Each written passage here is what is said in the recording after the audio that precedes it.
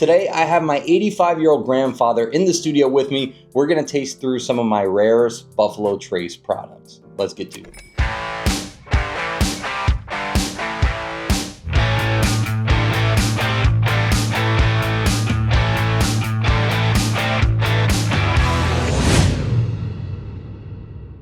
Gramps. I'm ready. You ready? I'm ready. You want to introduce yourself real quick? Let them know who you are. My name is Jasper Bro, Cajun boy from Cameron Crow, Louisiana. And how old are you? I am 85 years old. I should say 85 years young. 85 years young. I like that too. Yeah. This is my mom's dad, and I used to go to their house and have sleepover every Friday night. I grew up at Gramps' house, so we know each other real well, Yeah, I could say. right. Okay, so we're here today. We're gonna let you try some of the rarest Buffalo Trace products I have, and I didn't want to go super high proof because normally if you did drink, what do you like to drink? Low Proof or beer? You like beer? proof of beer. What's the best beer in the world? I like Coors Light, Okay, and Miller High Life too. Miller High Life. Yeah. First one I have today is Hancock's President's Reserve. All right. President's Reserve, 88.9 proof, and all of these come from the Buffalo Trace Distillery in Frankfort, Kentucky. In Kentucky. So Gramps, in the beginning you said an old Cajun boy. You want to tell us what part of Louisiana did you grow up in? South Louisiana, the Cameron Crow, Louisiana area, which is just 6 miles north of Lafayette, Louisiana. I actually grew up on a farm. My dad was a sharecropper, lived on the farm until I was 11 years old, and he decided, the only son I have, I can't do my whole crop with just one boy, so we moved to town. Went through high school, started SLI, which was South Louisiana Institute, which is now UL Lafayette. Yeah. Some good old days. We were very lucky. We lived in the good days. Yeah. And what year were you born? I was born in 1939. Wow. You ready to try this first one? I'm ready. All right. Sure. Cheers. Cheers. Yep. Mm-hmm. First sip of the day. Tastes good. Yeah? Yeah, it is. So I think today we're going to go through these and I want you to pick your favorite. I know some people watching, they might be able to find a few of these, but some of these are pretty hard to find whiskeys. Really? Yeah. And I just thought, when you did drink, I remember back in the day you told me you used to like scotch and you add some water to it. Yes. Add some water, or you like Crown Royal. Yes. Which on the channel, I tell a lot of people, maybe you might know, why do people down here love Crown so much? A lot of people do. Is it because of our Nova Scotian ancestors or, I don't really know why. It is readily available. I guess several people, I find it a pretty good whiskey. Yeah. Or bourbon. Is it bourbon or whiskey? So because it's made in Canada, it's a Canadian whiskey. Canadian whiskey. Yeah. If it were born in Kentucky, it would be bourbon. That's right. And anywhere in the U.S. can call it bourbon. Really? Officially. We're going to pour up another. This is a legendary bottle in the whiskey world. This is Blanton. You guys know it. Some people think it's overrated. Other people swear by it. This is the best. They call it the hand grenade of whiskey. I mean, it's a really pretty bottle. Yeah. You got your horseman on top, Right. the jockey on top, and it also shows you the date that this was dumped, what batch it is, what rick it is, the proof. It's a pretty special bottle, so we'll get into this one. But while we pour this one up, you mind telling us what is your favorite childhood memory? What are those memories that resonate with you the most from you growing up? For me growing up, I don't know. There are so many that come to mind. Where we lived out in the country, we had 2 big pecan trees in the back of the house, and we had pecans galore. And I'll never forget, I was 5 years old. My mother used to hate the chicken hawks because they'd eat all her chickens. So one day she saw a chicken hawk in the pecan tree, probably 60, 80 feet high. And she got a 22. She got against the house and shot and killed that thing. Really? And made me go and pick it up. So I went to pick it up, and when I reached down, he wasn't dead. And he come alive and scratched me all up. Really? Made her mad. So she brought that dead thing in the front of the house and let me have it with a stick, with a big stick. And then I finished him off. That is one story I'll just never forget. I had so many, lot of values that I just can't think of all of them. Yeah. Until I came up to teenage years, and those were great. Yeah. Because teenagers. then you're can't drink until you're 18 in Louisiana, but when you're South Louisiana, you can always get away with a little. You can always get away with a little. All right, number 2. And this is Blanton's. Blanton. I like that other one. You like that one a little more. Yeah. You know what's interesting? They're the same exact recipe, but they're aged differently. Their proof is a little bit different, and it depends. This only comes from warehouse number H. Hancock can't come from H, so it's probably somewhere else. Isn't that crazy though? Same recipe, but they taste different. So you like the first one better so far? So far. I do too. I've always said that. I do too about Hancock. And speaking of growing up, what was your first language? French. I was 3 or 4 years old, and I remember my mother told my dad, you know, this kid's going to be going to school in a couple of years.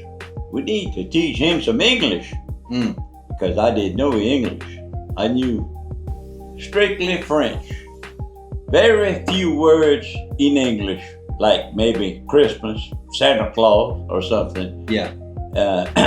So they started talking to me in English when I was 5, and lo and behold, I didn't like it.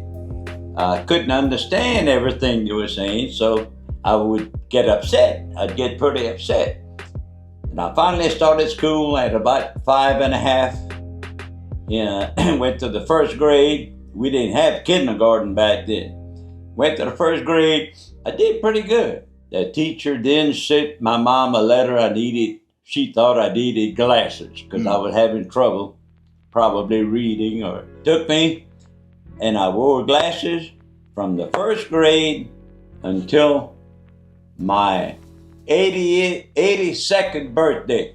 82nd. Just 3 years ago. Yeah. I had cataract surgery. I never wear glasses anymore. I have 20/20 vision. Maybe it's all this good bourbon they did. You know what? He's an impressive old man too. You play golf still how many days a week? I play golf twice a week. Twice a week? If you called me on the third day, I would play. Yeah, and he has before. And you still win. Yes, I do. I play with from 60 to 70-year-olds. And not bragging, but I can beat them all. You deserved it. No, you deserve to brag. Maybe not total, not scratch golf, but we play with handicap. Yeah. And when you get to be 85, you get to play from the senior teams. And then one organization we play with super senior teams, which is the green tees. Yeah. Or red tees. Yeah. Yeah. The lady tees, the female tees, yeah, right? My buddies don't like for me to say I play from the ladies' tees. Ah. I said, well, when you're going to be 85 years old, you're going to appreciate playing there. Yeah. It's more fun. There's not many 85-year-olds on the golf course, I think, so that's Listen, I still enjoy golf. Today is Tuesday. I'm going to play Wednesday, and I'm going to play Sunday. That's all I know of now. So if somebody else calls, I'll be ready. So now, next we have, this is probably hardest or second to hardest bottle to find that we're tried so far. Weller single barrel. So Weller, again, comes from the Buffalo Trace Distillery, but this is a wheated mash bill. So wheated bourbon tends to be a lot sweeter. A lot of people like that. I think you might like this one. You might not, though. But this tends to be a good bit sweeter. It's nice. It lasts a long time on the palate for most people. And this one in particular, $55. But people a year ago were paying $600 because they couldn't find it. So they couldn't find. So if you had a bottle of it and you were selling it, I think now you could probably find them for about $350, $400. But it cost me $55. Wow, crazy! Crazy. Toast. Have to taste the sweet taste. You don't taste it. Not the sweet taste. Okay. No. So far, number one. What are the others? Hancock, I think, is what you like. The first one, yeah, was. This is the regular Weller is a 90 proof bourbon, and that is my favorite to mix with Coke. The green label. I can mix that with Coca-Cola all day. And it's honestly, that one's not even easy to find here in Louisiana. I have to go to Texas. But Texas sells them like it's nobody's business. Really? Oh, yeah. So when I go to Texas, I buy them in this size. You always. The handle of it. Yeah, you see the different sizes? Yeah. So I go buy these, and that's my favorite one. I like to mix it with Coca-Cola. Now, I guess we'll talk about a little bit. You graduated high school. How long after that did you go into the Navy? Because you served in the Navy for a while. Yeah. In 1957, we had a math teacher at Karen Crow High who was a lieutenant commander in the Navy, in the Naval Reserves. And he was a real nice man, a good math teacher, and taught me and probably 5 or 6 others joining the Naval Reserves. So we stayed in Lafayette, Naval Reserve meetings for 1 year.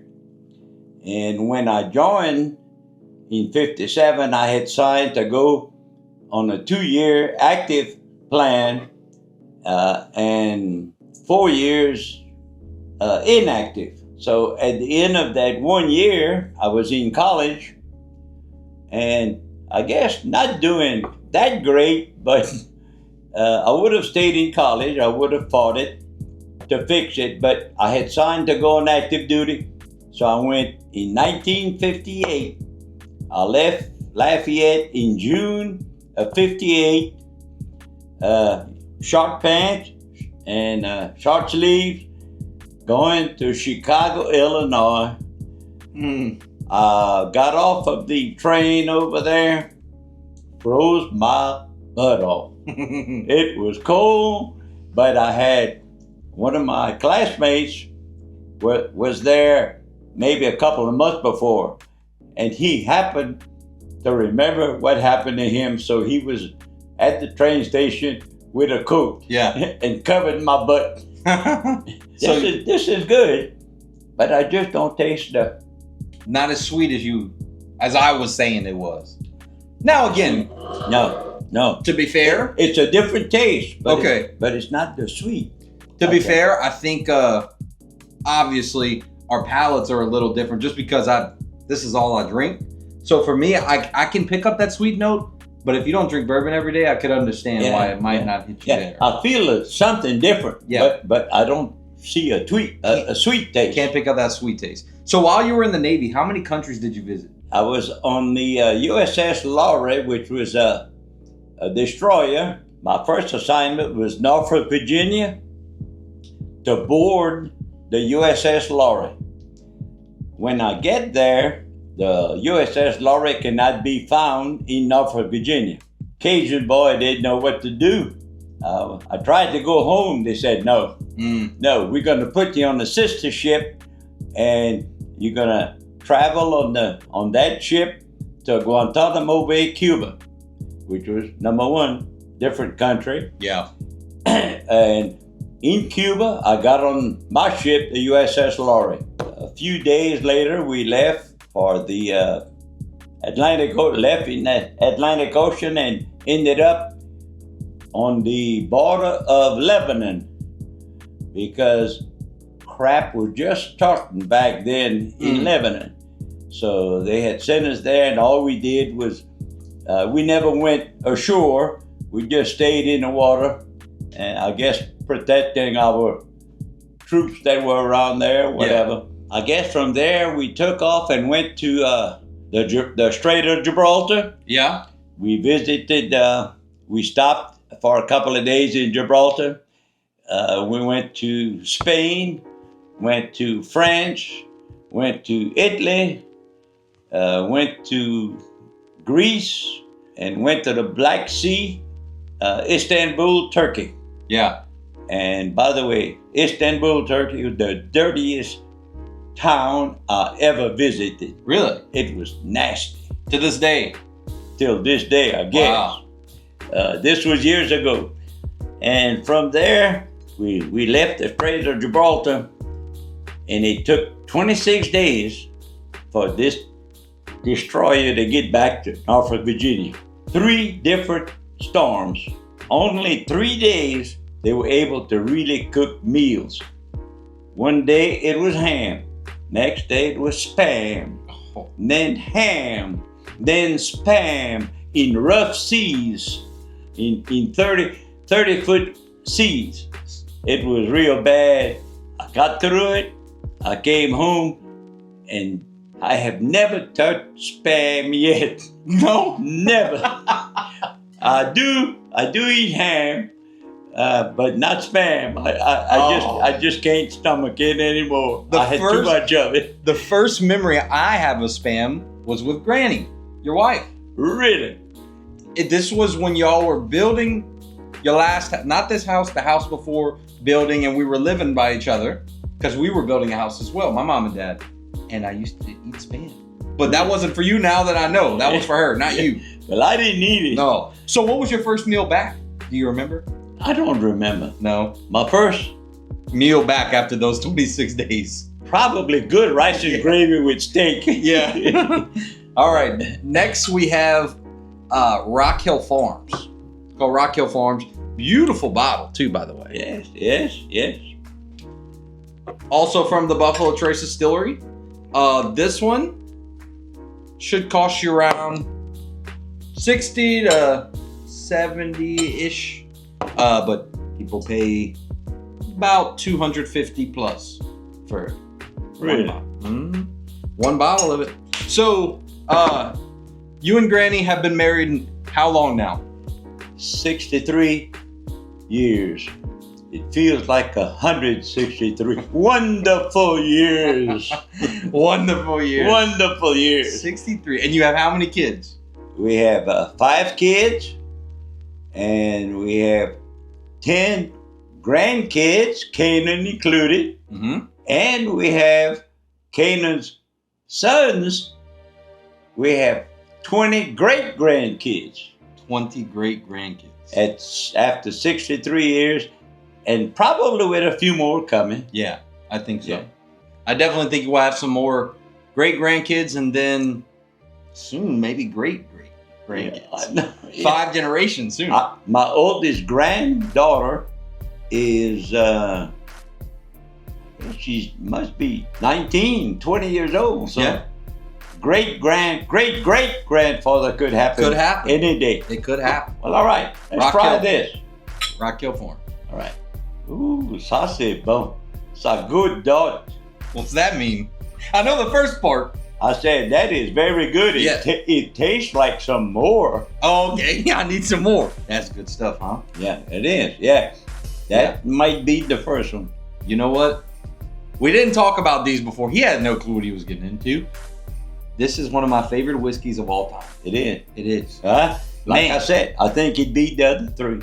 The other 3. Yeah. We can go, we can get a little taste of this one too, just to see which ones you think you prefer. I really like this. Yeah. And what is this? We don't even need to do it. I'm down. This is Rock Hill Farm. Rock Hill Farm, yeah, okay. Rock Hill Farm. It's an amazing, a fantastic bourbon. It's one of my favorites. And I wish it was easier to find, because I probably wouldn't have this many bottles behind me. Yeah. I just drink this. You know? Why else would you need anything? I do want to show you guys and you a couple of things. You smell it. Let me know what you think. There's one out here that's it's pretty wild. Let me grab it. I want to show you this. I'll let you smell it first. Tell me, it kind of smells like a food that we eat down here in the Cajun country in Lafayette, Louisiana. In Louisiana, one of the foods we eat. I think you might know. Yes, I smell it. Yeah. Let's see. I smell it. Like a crawfish boil. Crawfish boil. Yeah. Yeah. Right? Yeah. You smell it too? Yeah. Okay. Those in the audience, this is the Crab Trapper. Crab Trapper. Crab Trapper whiskey. So this is probably the craziest bottle I have. This little bottle costs, I think, around $60-something. Oh my God. It was a gift from one of the people that watch the channel, Joe. So the green crab is an invasive species, little crab up in Maryland. Well, one guy that started a whiskey company put together, what can I do with these crabs? He crushes them, distills them as part of their whiskey. So they cook them, crush them, whatever, and then put it as part of their whiskey. I don't even know the full story of it. Isn't that crazy though? But it really does taste like. Smells like it for sure. Smells like it. You want a little taste? Yes. Little? Yeah. I can't wait for for crawfish season to come around, but this is tough. Yeah? It's hard to drink, huh? It's strong. Yeah. But the aftertaste, yeah. I'm not saying it's good. It's weird. I think they used the boil? The boil to make the whiskey. I really do. Doesn't it kind of? Oh, that's yeah, crazy. Definitely.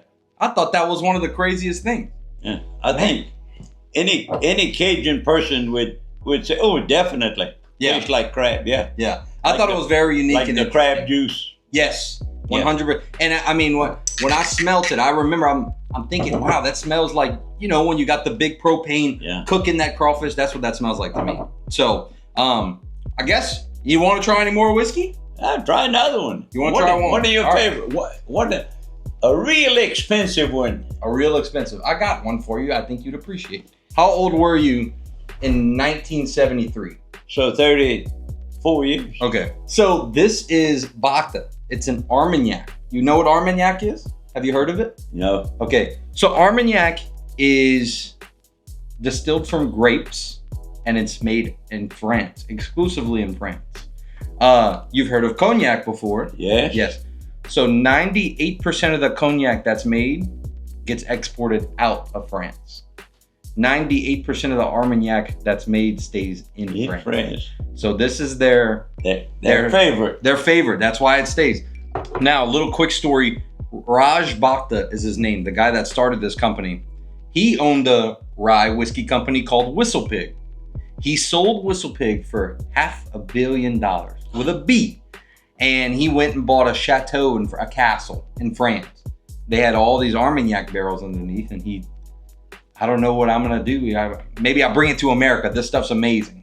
And they were like, well, all these laws, regulations, I don't care. He said, I'm gonna make it happen. Make it. Okay. So this is one barrel, a single barrel from 1973, from the 70s. Ooh. This barrel came from. It's $400 is what I paid for. Oh my. Yeah, $400. You said most expensive, so that's what we're gonna do. I consider Armagnac a dessert pour, something you have after dinner, something like that. It's very sweet. It's dark. It's nice. Years ago, never could have afforded it, but now I could. So I might just try. If I like it, I'll buy something. Yeah. Different. Very different. It's different. Yeah. Completely different. Because it's not whiskey. It's nothing like whiskey. I don't know which one I'd go back to. Yeah. Yeah. What'd you think? It's okay though? Yeah. It's from France. I really should like it. Right. My grandfather was born in 1563. Wow. His name was Rene, and Brot. It was spelled B-R-O-T. Brot, Rene Brot. And Rene had Vincent Brot. And Vincent, for some reason, I don't remember the reason, ended up in Nova Scotia. Vincent ended up in Nova Scotia. And then Vincent had all the other kids down to where my father And we spell brew B-R-E-A-U-X. That's right. But there's some spelled B-R-A-U-D, some B-R-A-U-X. So there's all kinds, but it's all the same, from the same brew, from Rene Brew. And he used to spell, you said B-R-O-T. B-R-O-T. And in French, if you say brew, it sounds good. Brew, B-R-O-T. It's short. You know? Yeah. Okay. And I got one more thing too before we head out. What is your best advice that you can give to anyone that's watching right here, whether they're young, whatever it may be? What's your best advice? I don't know, man. I'm not one to give advice. I have never been in trouble. I have not been in too many accidents. Very few accidents, as a matter of fact. As far as driving or anything else goes, mind your own business. Work hard. Yeah. Work hard. My God. My first job, I was working at Dixie Office Supplies, and I was making $30 a week. And this was in 57, right after I graduated. 58, maybe. And I stayed there 6 years. I got enough experience, and I was in sales, and my purchasing agent, he and I got to be good friends, and we decided to try to open our own business. So we went to a banker that we knew and asked, we'd like to borrow money to start a business. And my God, hit the fan. So we talked to him and proved to him that we could do it, that he knew what to order and how to order, and I knew how I could go and sell it. So we ended up starting a partnership in 1967. We kept that partnership going for 12 and a half years. And then partnership gets tough. Yeah. When you have your own ideas, he has his own ideas. And if you can't get together and work it out, it becomes very hard. Yeah. I decided I wanted to try it on my own. I told him one day I wanted out of the partnership. I said, I want half of the accounts receivable. I want half of the merchandise. I'll take half of the employees, and I'll do what I want to do. So we agreed, and on a weekend, we moved all the furniture, all the office supplies. Yeah. That Monday morning, I drive up to work. I had bought a building. I had a business. I had 5 or 6 employees, 4 trucks, 4 vehicles, a lot of other overhead. Didn't have one customer, not a one. So that Monday morning at 8 o'clock, I wished all my employees a good day. Just y'all hang around and take care of business. And I went out and got business. Yeah. Happy to say, at the end of a half a year, I knew that I was going to make it. Yeah.